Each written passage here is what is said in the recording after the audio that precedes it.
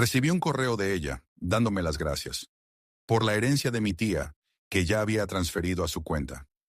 Y eso no era todo. El calor era denso y real, como si no viniera del sol, sino de dentro de la casa. Me quedé de pie junto a la ventana, con la pantalla aún encendida. El asunto del correo. Gracias por todo, de verdad. Ni un saludo, ni una despedida. Volví a leerlo. Cada palabra era una cuchilla envuelta en sonrisa. Lo mejor será que sigamos caminos separados. He hecho lo necesario para asegurarme de estar bien. Espero que puedas entenderlo algún día. No me llames. No quiero pelear. Mi nombre no aparecía ni una sola vez. Al fondo, en el jardín, las hortensias se marchitaban. Ella solía podarlas por la mañana, en bata, con una taza de café en la otra mano. Un ritual casi religioso. Pero esa mañana no había taza, no había bata, solo silencio, y un rastro de barro seco en el pasillo. No entendía, no aún. Caminé hacia el despacho. El archivo del testamento estaba abierto en la pantalla secundaria. Ella sabía la contraseña. Yo mismo se la había dado, meses atrás, cuando creía que compartíamos todo.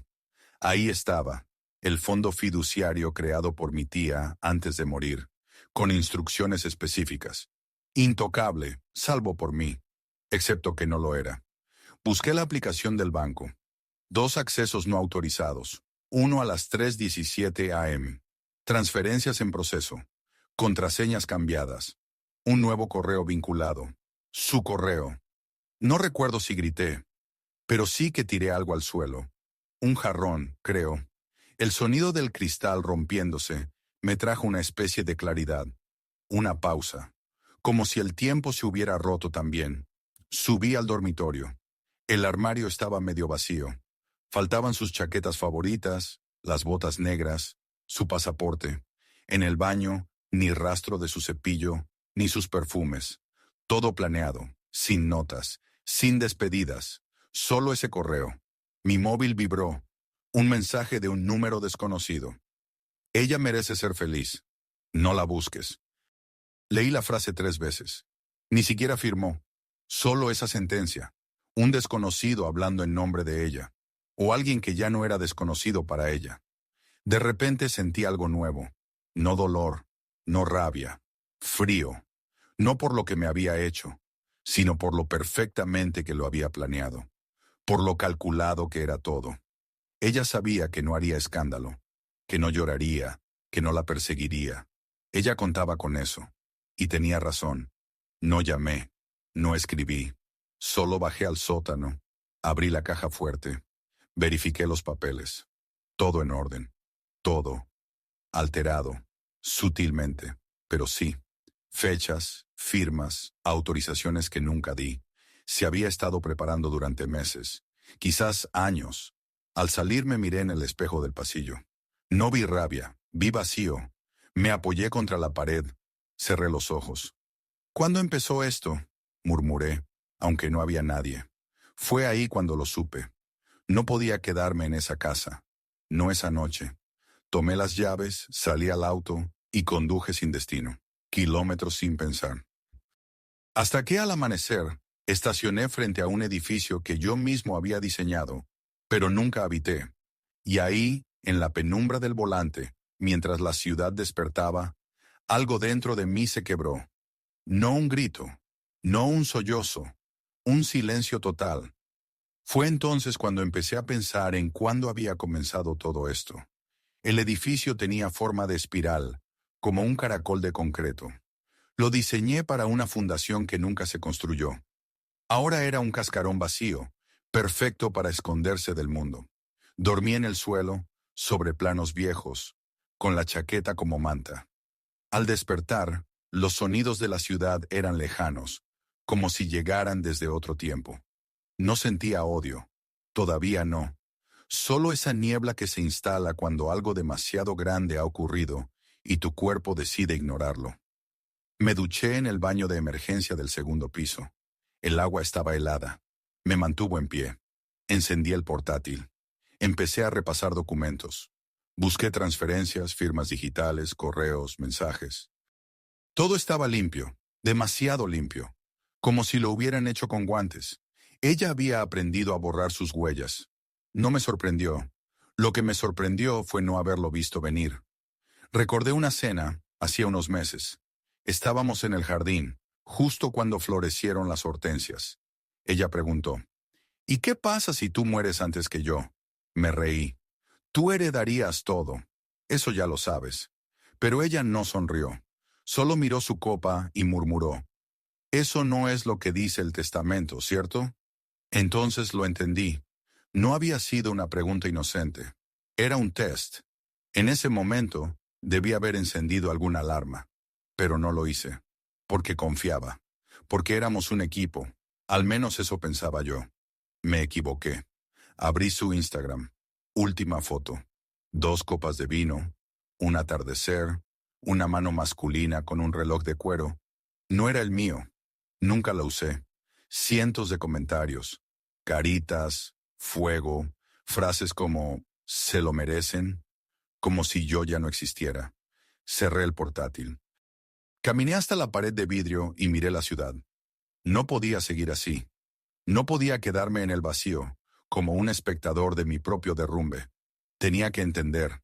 Tenía que mirar de frente. Volví a casa a la medianoche. Conduje sin luces los últimos metros. Nadie debía verme. La alarma no estaba activada. Entré por la puerta lateral, como un ladrón. En el despacho encontré lo que buscaba. Su libreta. Ella escribía con tinta azul, siempre en letra pequeña, ordenada. Al principio, solo notas del día a día. Pero luego, claves, recordatorios, nombres. Uno se repetía, M. Nada más. Revisé la papelera. Una servilleta arrugada con un número de teléfono, garabateado en lápiz. No era suyo. Lo memoricé. Lo tiré al inodoro. En el pasillo sus botas seguían allí. Las viejas. Las que usaba para caminar por el jardín.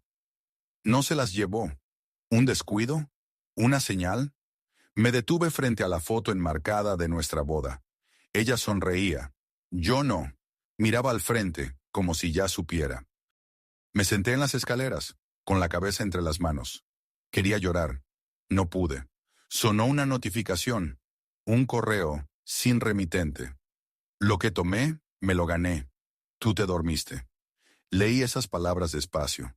Una, otra vez. Como si pudieran significar algo distinto. Pero no. Eran exactas. Crueles en su precisión. Y aún así, no pude odiarla. No todavía. Volví al estudio 3 días después. Nadie sabía que dormía ahí. Apagaba las luces, cerraba las cortinas. Me movía como un fugitivo, aunque no había cometido ningún crimen. O tal vez sí, uno de ingenuidad. Llamé a Víctor, mi abogado. No di explicaciones. Solo le pedí que revisara el fideicomiso de mi tía. ¿Sospechas algo? No, confirmo. Quedamos en vernos esa noche. En el camino, pasé frente al café donde ella solía leer por las mañanas. Ahí estaba, con él. Llevaba la chaqueta que yo le regalé en nuestro 5º aniversario. El hombre se inclinaba hacia ella tocándole la mano. Ella reía. Esa risa, la misma que antes era mía. No entré. No aparté la vista. Me quedé parado, mirándolos desde el otro lado del cristal, como un espectador de teatro. Fue ella quien me vio primero. Se congeló. Luego bajó la mirada y susurró algo al oído del otro. Él giró la cabeza. Nos miramos. No aparté la vista. Él sonrió, como si hubiera ganado. Esa noche, con Víctor, todo empezó a encajar. ¿Sabes quién autorizó los cambios en el fideicomiso? Yo no. Tu firma está. Pero la firma es falsa. Profesional, bien hecha. Le mostré los accesos al banco, los correos, los movimientos. Esto es más que una traición conyugal, dijo. Es un fraude penal. Pero no era eso lo que me dolía. Era la precisión, el tiempo, la calma con la que tejió todo. Regresé al estudio y pasé la madrugada escaneando documentos antiguos.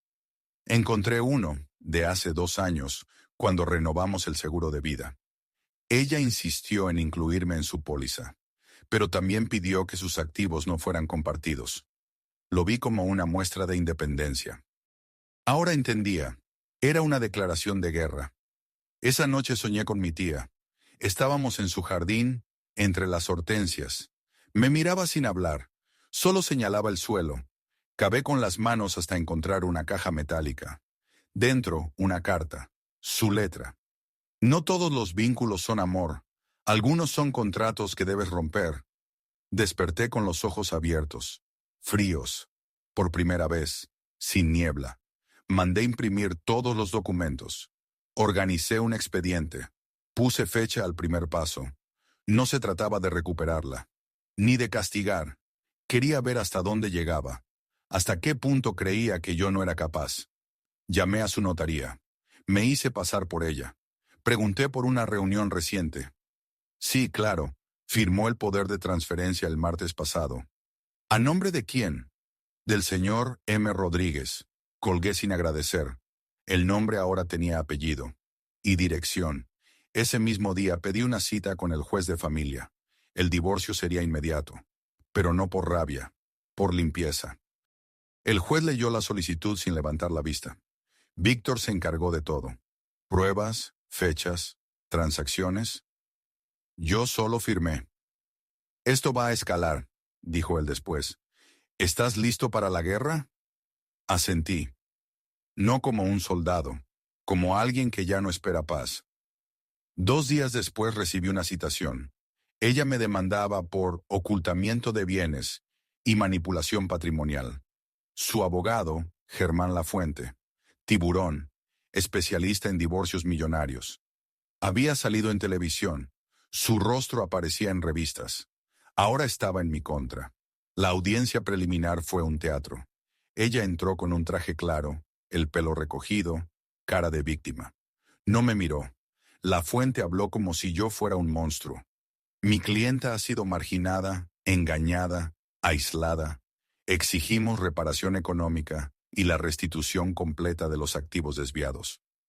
Me reí, en voz baja, pero lo suficiente. ¿Algo gracioso, señor Ortega? Todo. El juez me llamó al orden. Víctor me tocó el brazo. No te salgas del guión. Pero el guión ya estaba roto. Salí del tribunal sintiéndome sucio.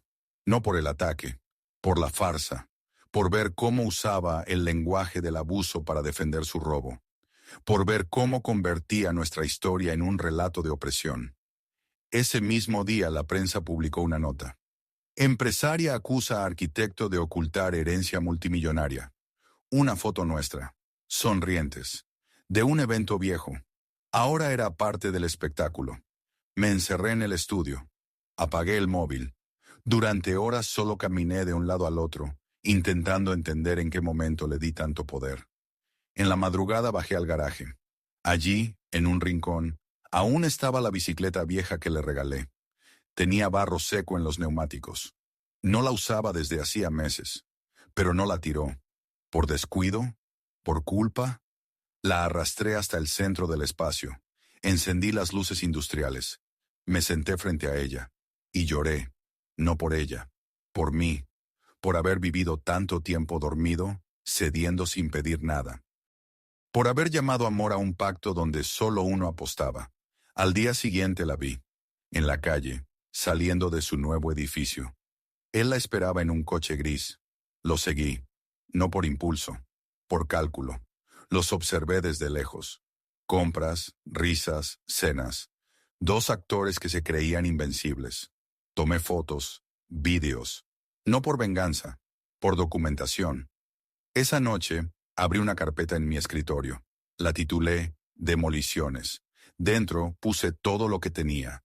Correos, accesos, grabaciones, incluso una nota manuscrita de ella que decía: asegúrate de que nadie vea esto. El siguiente golpe vino más rápido de lo que esperaba. Una orden judicial me congeló una de las cuentas. Lafuente había movido ficha. Fui al banco. Discutí, grité, perdí el control por primera vez. El gerente me pidió que me calmara. Me ofreció agua. Me vi en el reflejo del acrílico de su escritorio. Ojeras, mandíbula tensa, un hombre que no reconocía. Volví a casa. Destruí la foto de boda, pero no la rompí. La quemé. Hasta que solo quedó ceniza. No te vas a salir con la tuya, dije en voz alta. Por primera vez lo creí. Me levanté antes del amanecer, no por insomnio, por propósito. Algo se había desplazado en mí, como una pieza que por fin encajaba. Ya no quería destruirla, quería exponerla, mostrar el mecanismo, la precisión con la que convertía vínculos en trampas. Fui al archivo de mi tía. Ella había dejado cartas, documentos, incluso una grabación en cassette que nunca escuché. La digitalicé. Su voz temblorosa decía: no confíes en lo que aparenta necesitarte. El verdadero amor no calcula. Repetí esa frase en mi cabeza como un mantra. Llamé a Lucía, contadora forense. Una mujer fría, implacable, con quien trabajé en un caso de corrupción hace años. Le conté todo. ¿Quieres recuperar el dinero? Quiero entender hasta dónde llega. Entonces no será rápido, pero será total. Ella comenzó a revisar cada movimiento, cada registro, cada llamada. Encontró una conexión con una firma de abogados en Andorra. Transferencias trianguladas. Usaban mi nombre. Esto es más grande que una esposa oportunista. Aquí hay estructura. No solo ella, él también. Y quizás otros. Lo comprendí de golpe. No era solo una traición personal. Era un sistema. Una maquinaria que usaba relaciones íntimas como fachada. Y yo, el arquitecto, había construido sin ver los cimientos podridos. Lucía me miró al final del día. ¿Estás dispuesto a llevar esto hasta el final?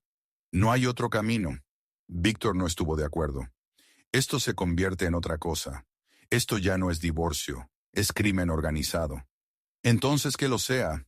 Esa noche fui a la casa por última vez. Oficialmente aún era mía. Entré con un notario. Documentamos todo. Objetos faltantes, archivos borrados, huellas y algo más. Detrás del espejo del baño, un pequeño sobre pegado con cinta negra.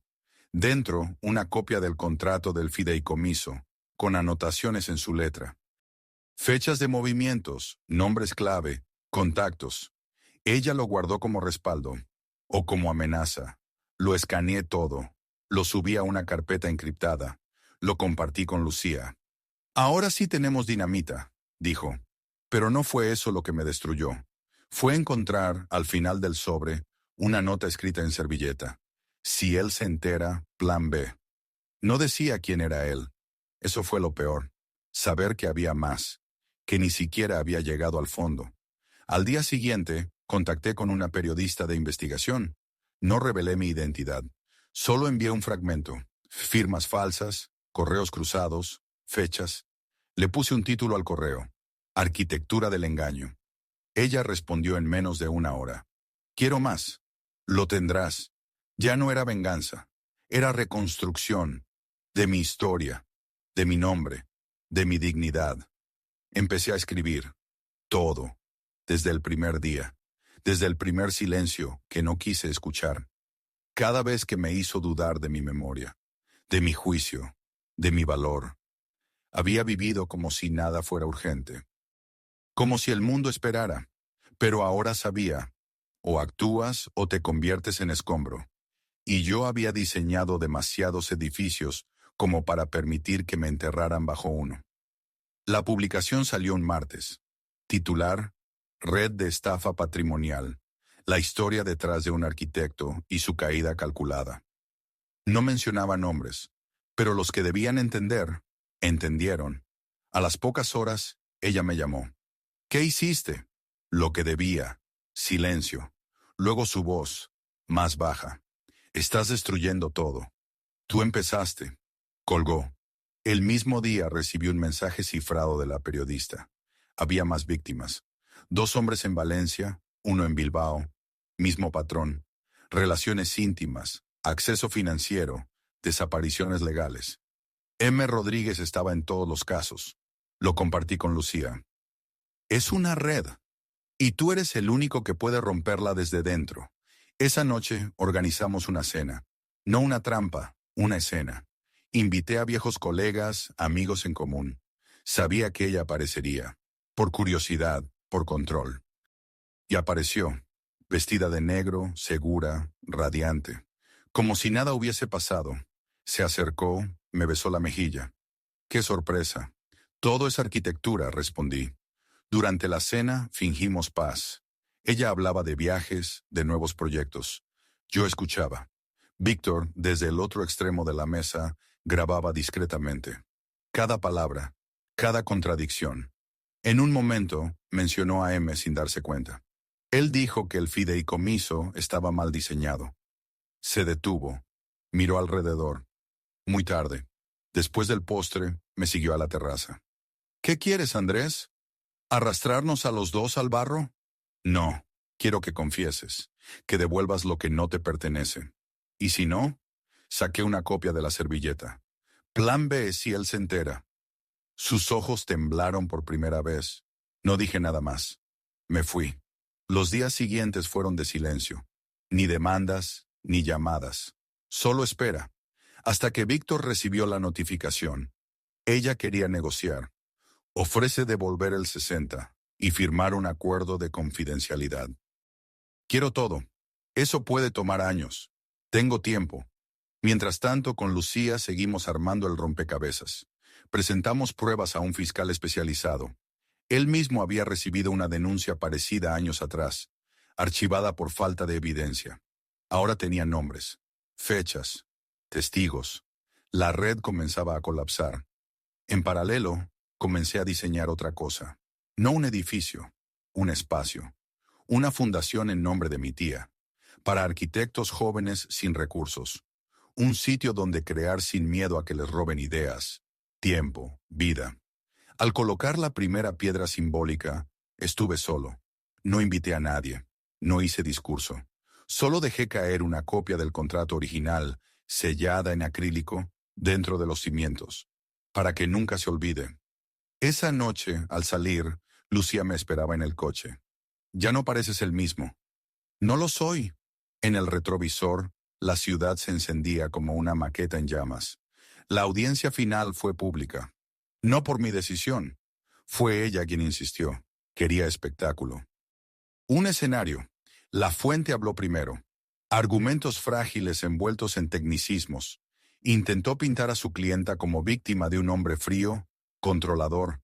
Repetía palabras como gaslighting, abuso emocional, invisibilización financiera. Yo no dije nada, hasta que el juez me pidió hablar. Saqué una carpeta, entregué documentos, grabaciones, correos, copias del contrato original alterado, la servilleta, y finalmente la lista de víctimas de la red que ella y M. Rodríguez habían replicado en otras ciudades. El silencio fue inmediato, denso. La fuente palideció. Ella no me miraba. Jugaba con un anillo que no era el mío. El juez pidió un receso. En el pasillo, la vi apoyada contra la pared, sola. «No tienes idea de lo que acabas de hacer», murmuró. «Claro que sí. Por fin construí algo que no puedes destruir». Cuando volvimos, el juez fue directo. «El tribunal considera que la demandante ha actuado con dolo y falsedad. Ordeno la devolución íntegra de los activos. Y autorizo el proceso penal en curso». Ella no dijo una palabra. La sala quedó en silencio. Solo el sonido de las teclas de los periodistas y un murmullo del público. Algo entre respeto y miedo. Al salir no di declaraciones. Caminé solo por la plaza. Un niño me miró, luego miró a su madre y preguntó: «¿Ese es el señor del periódico?». No respondí. Solo seguí caminando. Más liviano. Ya no había plan, ni deseo de victoria. Solo tierra limpia, lista para volver a construir. El sobre llegó una semana después, sin remitente. Dentro, un cheque. Exactamente la cantidad que ella me debía. Ni un céntimo más, ni una nota. Solo el papel. Frío. Preciso. Lo sostuve unos minutos. Luego lo guardé en una caja metálica, junto con una foto vieja de mi tía y un pedazo de plano del primer edificio que diseñé. Al día siguiente, cerré oficialmente la venta de la casa. La última firma. La última llave. No volví a verla. Ni a él. Ni a nadie de ese capítulo. El edificio de la fundación comenzó a levantarse sin ceremonias. Solo estructura, luz, silencio. A veces me preguntan si valió la pena. No contesto. No porque no tenga respuesta, sino porque no hay una que importe. Una tarde regresé al jardín abandonado de mi tía. Las hortensias habían vuelto a florecer, sin ayuda, sin poda. Me senté junto a ellas. El sol bajaba lento, el aire olía a cemento nuevo, y por primera vez en mucho tiempo no pensé en lo que perdí, pensé en lo que ahora era imposible perder.